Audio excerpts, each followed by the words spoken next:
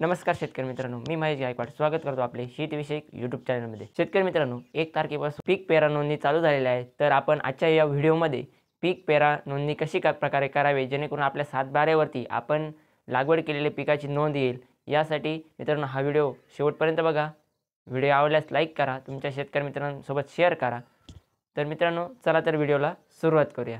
शेतकरी मित्रांनो, आपल्याला ई पीक पाहणी करण्यासाठी सर्वप्रथम प्ले स्टोअरवरती जायचं आहे। त्यानंतर आपल्याला त्या ठिकाणी सर्च बटनावरती क्लिक करून ई पीक पाहणी असे टाईप करायचे आहे। त्यानंतर पहिले जे ॲप आहे ई पीक पाहणी ते इन्स्टॉल करून घ्यायचे। इन्स्टॉल करण्यासाठी थोडासा वेळ लागेल।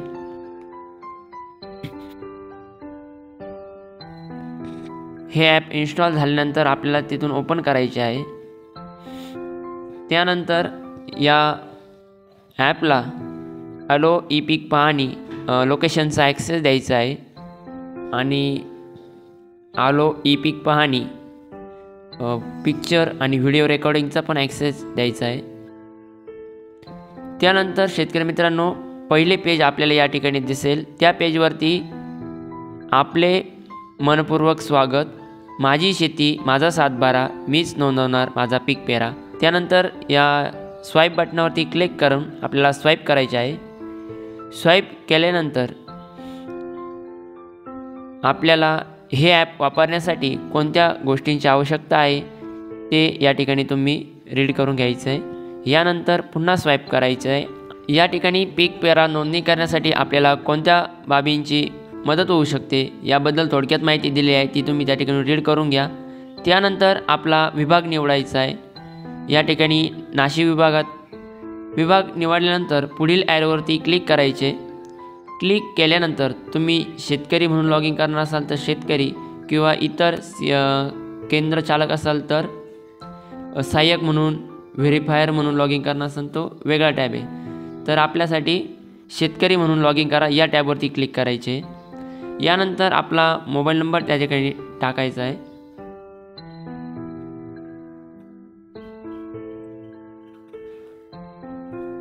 मोबाईल नंबर टाकल्यानंतर आपल्याला इथे खातेदाराचे नाव इथं निवडा ऑप्शन येईल। ऑलरेडी ज्यांनी मागच्या वर्षी या नंबरवरून खातेदारांची नोंद केलेली असेल त्यांना खातेदार निवडा हे ऑप्शन येईल। जर तुम्ही खातेदाराची नोंद केलेली नसेल तर नवीन खातेदार नोंदणी करा या पर्यायावरती क्लिक करायचे आहे। त्यानंतर आपला विभाग निवडायचा आहे। तुम्ही ज्या विभागातून असाल तो विभाग सिलेक्ट करा त्या ठिकाणी। त्यानंतर तुमचा जिल्हा सिलेक्ट करा, जिल्हा नंतर तालुका सिलेक्ट झाल्यानंतर तुमचे गाव निवडा त्या ठिकाणी।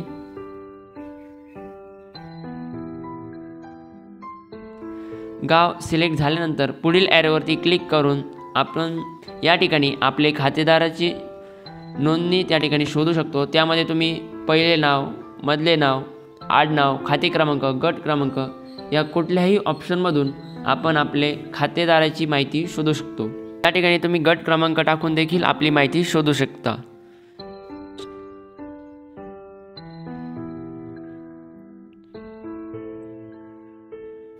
शोधा पर्यायावरती क्लिक केल्यानंतर आपल्याला खातेदार निवडा इथं ऑप्शन दिसेल। यामध्ये तुम्ही ज्या खातेदाराची आपल्याला पीक पेरा नोंद करायची आहे तो खातेदार या ठिकाणी सिलेक्ट करावा। त्यानंतर नेक्स्ट पर्यायावरती क्लिक करून आपला खाते क्रमांक या ठिकाणी चेक करून घ्यायचा आहे। खाते क्रमांक चेक केल्यानंतर पुन्हा एकदा नेक्स्ट पर्यायावरती क्लिक करायचे। आपला जो नोंदणीकृत मोबाईल नंबर असेल तो या ठिकाणी दिसेल। आपल्याला मोबाईल नंबर जर चेंज करायचा असेल तर मोबाईल क्रमांक बदला या ऑप्शनवरती क्लिक करायचं। जर आपल्याला मोबाईल नंबर चेंज करायचा नसेल तर पुढे या बटनावरती क्लिक करून आपण त्या ठिकाणी खातेदाराची या ठिकाणी नोंदणी करू शकता। आता या ठिकाणी आपली नोंदणी झालेली आहे। तर आपल्याला या ठिकाणी पुन्हा आपले खातेदार निवडायचे आहे। खातेदार ज्यावेळेस आपण निवडतो त्या ठिकाणी इथं एक 4 अंकी संकेतांक विचारला जातो। जर तुम्हाला माहीत नसेल तर संकेतांक विसरला यावरती क्लिक करून आपला तिथं संकेतांक आपल्याला दिसेल।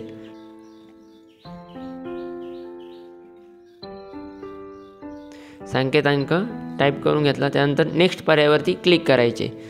यानंतर शेतकरी मित्रांनो या ठिकाणी आपल्याला 6 ऑप्शन दिसतील। यामध्ये पहिला ऑप्शन आहे कायम पड चालू पड नोंदवा, म्हणजे जी आपली पडीत जमीन असेल ती आपण या ठिकाणी नोंदवू शकतो। त्यानंतरचा ऑप्शन आहे पीक माहिती नोंदवा, या ठिकाणी आपल्याला आपला पीक पेरा लावायचा आहे। आणि बांधावरील झाडे नोंदवा, या ठिकाणी आपण आपल्या बांधावरती किती झाडे आहेत, कोणती आहेत हे नोंदवू शकतो। आणि नेक्स्ट ऑप्शन आहे पीक माहिती मिळवा, या ठिकाणी आपण केलेल्या नोंदी बघू शकतो। आणि लास्ट ऑप्शन आहे गावचे खातेदारांची पीक पाहणी, यामध्ये आपण इतर शेतकऱ्यांनी काय पीक पेरा नोंदवला आहे हे बघू शकतो। त्यानंतर आपण पीक पेरा नोंदवू, यासाठी आपल्याला पीक माहिती नोंदवा या ऑप्शनवरती क्लिक करायचे आहे। यावरती क्लिक केल्यानंतर आपल्याला आपला खाते क्रमांक निवडायचा आहे।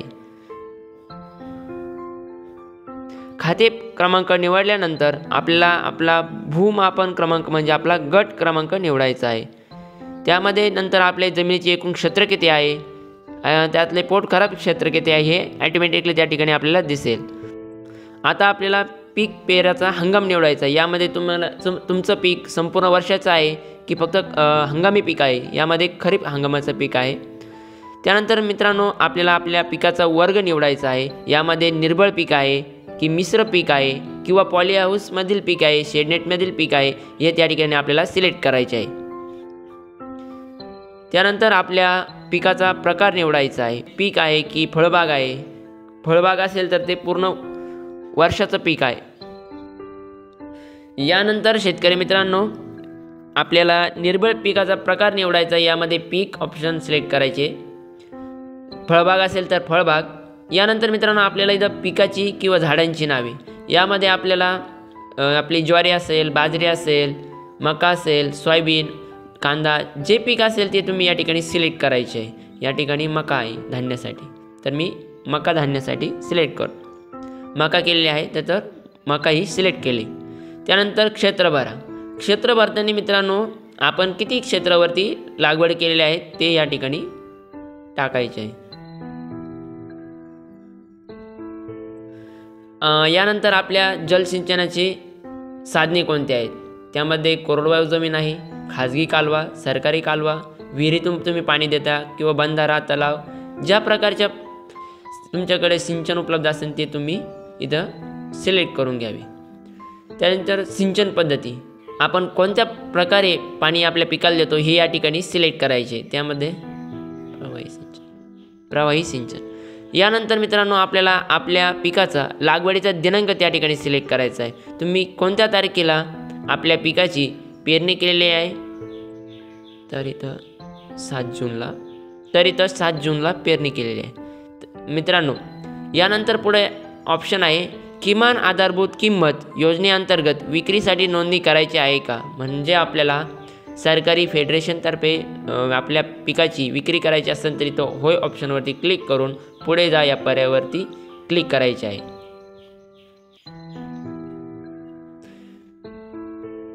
या ठिकाणी सर्व थोडा वेळ घेऊ शकतं। यानंतर शेतकरी मित्रांनो आपल्याला महत्त्वाचे आपल्या पिकाचे 2 फोटो या ठिकाणी आपल्याला अपलोड करायचे आहे। या ठिकाणी छायाचित्र काढा या पर्यायावरती आपल्याला क्लिक करायचे आहे। शेतकरी मित्रांनो आपण ज्या क्षेत्राची पीक पेरा नोंदणी करणार आहोत त्या क्षेत्रामध्ये आपण असणे आवश्यक आहे। त्यानंतर शेतकरी मित्रांनो तुम्हाला अशा पद्धतीने फोटो काढून ओके या पर्यायावरती क्लिक करायचं आहे। दुसरा अजून एक फोटो काढायचा आहे।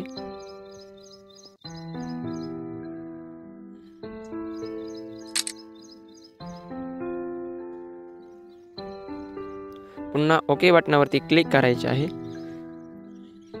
बरोबरच्या ऑप्शनवरती क्लिक करायचे। त्यानंतर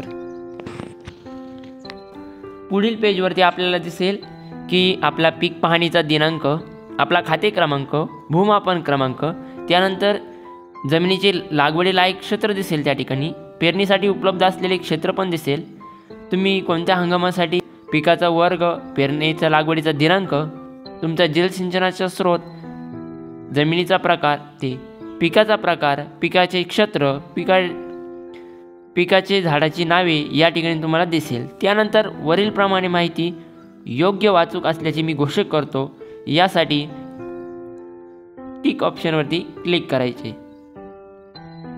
त्यानंतर पुढे या पर्यायावरती क्लिक करून पिकाची माहिती साठवली आणि अपलोड झाली। ठीक आहे, अशा पद्धतीने आपले पीक पेरा या ठिकाणी नोंदवून झालेला आहे। तुम्ही बघू शकता की खाते क्रमांक, गट क्रमांक, भरले क्षेत्र, हंगाम।